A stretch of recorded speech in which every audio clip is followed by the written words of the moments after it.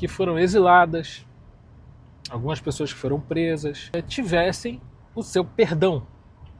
E essa anistia tinha a intenção, né, por alguns meios, que fosse ampla, total e irrestrita, ou seja, perdoa-se os dois lados. Essa anistia, na realidade, só aconteceu em 79. Houve muita coisa do Supremo, Geisel, vários, mas rapaz, muita gente, muita gente. E eu não tenho como ver, mas dirigindo não dá para eu pegar e pesquisar isso para mostrar para vocês. Mas teve deputado cassado por palavras, né? Teve deputado exilado, teve meio de comunicação fechado, como estão querendo fazer agora com a Jovem Pan. Houve muita coisa naquela época que é exatamente igual ao que está acontecendo hoje. Da mesma forma que aconteceu naquela época, teve gente inocente presa por conta de pressão da mídia, por conta de interesses políticos escusos. E quando houve a abertura política, passou a se ter o voto direto, porque a gente não tinha. O pessoal aí nem lembra das diretas já, vocês estão tudo bando de retardado. Tudo novinho, vocês não estavam lá. Eu lembro das diretas já, eu estava lá. Então, na época das diretas já, toda a briga para que pudesse haver a eleição para governadores, prefeitos, presidentes, porque esse pessoal era eleito, só que era uma eleição indireta. A gente só votava em vereadores, deputados e senadores. Deputado federal, estadual e senador. As eleições majoritárias eram indiretas. Então teve a campanha das diretas já para que o povo pudesse escolher os seus mandatários. Então, muita coisa que aconteceu naquela época hoje está se repetindo. A gente hoje tem deputado cassado por palavra, tem deputado preso, tem muita gente, deputado exilado, mais de um inclusive. A gente tem jornalista exilado, que também houve naquela época. Também houve naquela época a insinuação de que estava acontecendo um golpe, né? Tudo que você está vendo hoje já aconteceu. É um déjà vu monstruoso. Ou como diria o Diógenes, que eu adoro, é um déjà vu. Vem trazendo um déjà vu. Bom. Aí, mas o que é déjà vu mesmo? É aquela coisa, né, rapaz? Que você. Sabe o déjà vu? Déjà vu é um déjà vu, só que de uma cena que você tomou no cu. E vai tomar de novo. Meu irmão, olha, essa é a maior escrotice. Uma das maiores que tu já inventou, porra. Não, isso aí não ia ter, não. Tá nos anais, todo mundo. Lá ele, da história. Da história, tudo bem. Adágio popular, déjà vu, isso aí. Pelo amor de Deus, sim, cara. Então tudo isso já aconteceu antes. Isso é um déjà vu gigantesco que nós estamos passando. E naquela época também, os milicos não queriam que a anistia fosse ampla, geral e restrita. Ou seja, quem oprime não queria que todo mundo fosse liberado. Os oprimidos queriam. Hoje, os oprimidos continuam querendo que todo mundo seja anistiado. Inclusive quem está agindo de forma ilegal, inconstitucional, para fazer tudo isso que está acontecendo, né? Em uma comparação, e por fazer a comparação parecida, tem deputado que foi preso e continua preso até hoje, né?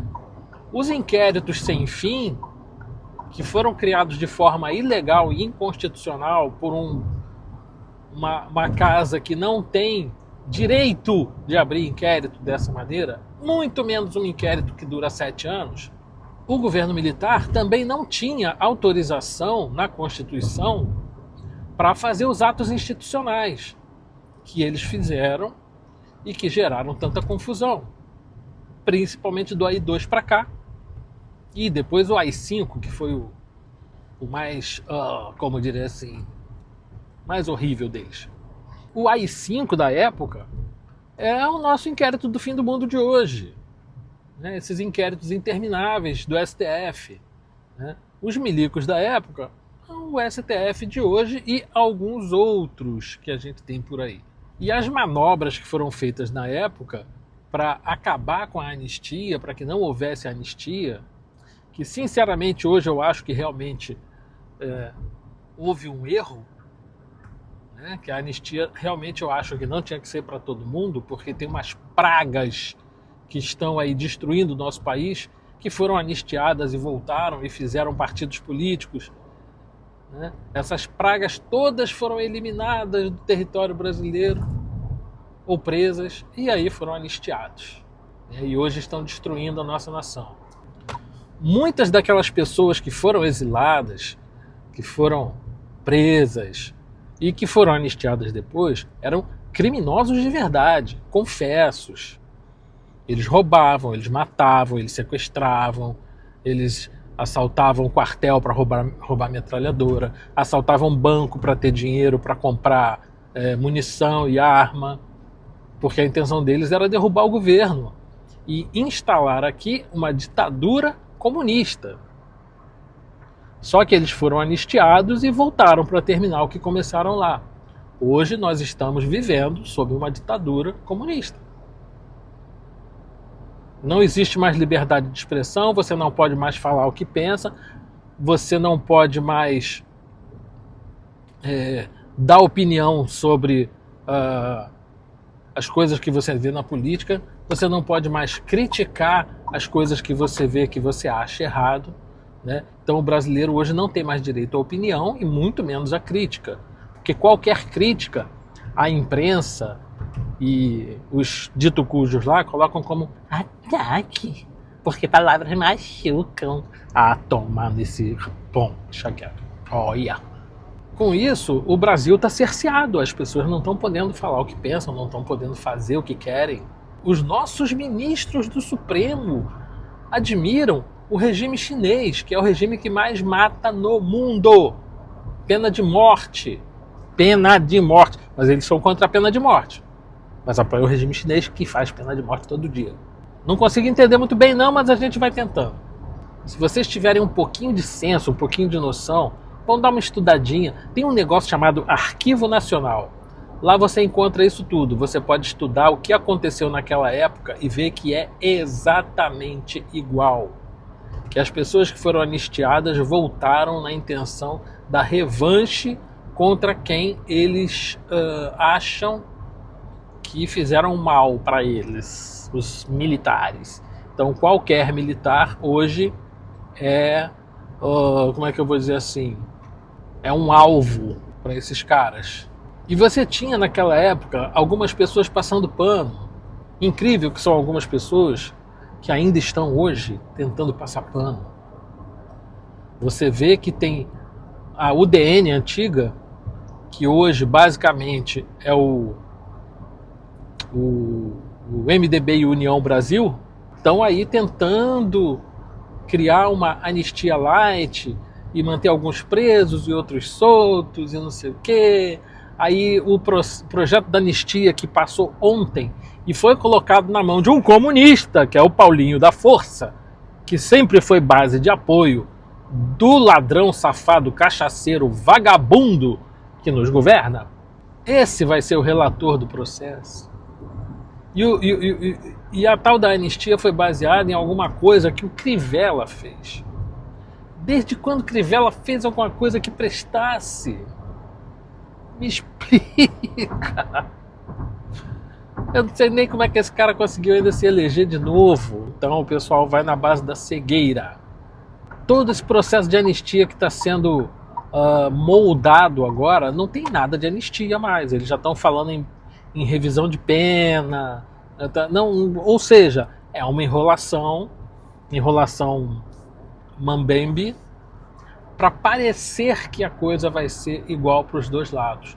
Só que naquela época, a esquerda e o povo não arredaram o pé. Ficaram batendo o pé em cima do mote da anistia. E assim veio a anistia ampla, geral e restrita. Só que eu não sei se a nossa direita aprendeu alguma coisa sobre isso, porque a impressão que eu tenho é que existem pessoas que estão lá que estão fadadas a aceitar essa pseudo-anistia que eles estão tentando fazer agora. E não pode. Não é assim. A direita tem que peitar pela... Não é nem anistia, porque como eu já falei num vídeo anterior, eu sou contra a anistia. Eu acho que a anistia você dá para criminoso. Quando você tem uma pessoa inocente, julgada e condenada em um processo ilegal, você tem que anular todo o processo, do zero. Tem que parar tudo. Então eu sou contra a anistia porque eu acho que o certo é a anulação de todo o processo. Porém, como queríamos demonstrar, essa situação é cíclica, já aconteceu mais de uma vez e está acontecendo novamente. Aos senhores que me assistem neste presente momento, prestem muita atenção, porque muita água ainda vai rolar. Nós tivemos um governo ilegítimo, eleito por conta de um Tribunal Superior Eleitoral, e que gerou tudo isso que está acontecendo agora. Juízes imparciais que deveriam se julgar imediatamente impedidos de participar de tudo que está acontecendo, simplesmente fizeram a louca e estão aí julgando, abrindo processos de ofício, abrindo inquéritos de ofício onde não deveria existir. Então, o Brasil está errado, está de cabeça para baixo, estão querendo uma anistia onde não é para ter anistia. A legislação do país foi toda modificada para evitar que a população tenha acesso a armas de fogo. E como existe na segunda emenda dos Estados Unidos, o acesso livre à arma de fogo, ele é visando proteger não só a primeira emenda, que é o direito de... Não só defender a primeira emenda, que é o direito de defesa, ampla defesa e contraditório,